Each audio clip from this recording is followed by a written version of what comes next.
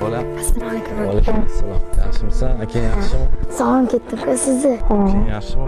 Qara, salaga nima olib keldi? Sanga, seningga, ukangga. Adajon, sizga bitta gap aytsam maylimi? Nima gap ekan bola? Adajon, oymalarga qanaqadir amaki kelyapti. Qanaqa amaki kelyapti bola? Bilmadim, menga ada desang, men senga iPhone olib beraman, Dubayga olib boraman deyapti. Men yo'q dedim, siz adam yaxshi ko'raman dedim.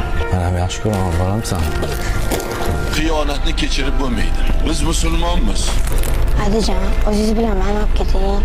Hozir musulmonlarda eriga xiyonat qilayotgan ayollar yo'qmi? Hech kim qilmayaptimi? Hamma sharmi hayoda, iffatda eriga sadoqat bilan o'tiribdimi?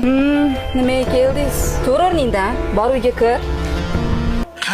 Qancha ayollar buzuqchilik yo'liga kirgan. O'zim bilaman qanaqa ish. Oilasini buzgan, oilasini tashab ketgan. Nima qilyapti? Yaxshi bo'ldimi? Yaxshi topyaptimi? Aytgan degan bo'lyaptimi? Birortasi bo'lmaydi. Erni tashab ketgan ayolda umuman hayotida ro'shnolik ko'rmaydi. 100% javob beraman. Dunyoning eng tadbirkori bo'lsin, eng ishbilarmoni bo'lsin, 1-2 bo'lib kosasi ko'karmaydi. Bolam olib ketgani keldi. Xatga olib ketasiz, kimni olib ketasiz? Hozir 102 qilaman, keyin gaplashamiz. Adam bilan ketaman.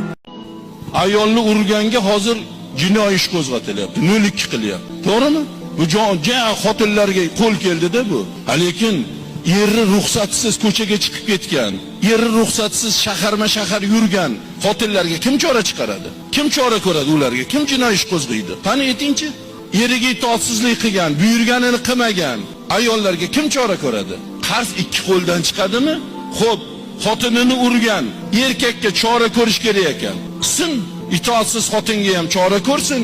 Bu bilan nimaga erishamiz? Xotinlarni boshimizga chiqaramiz.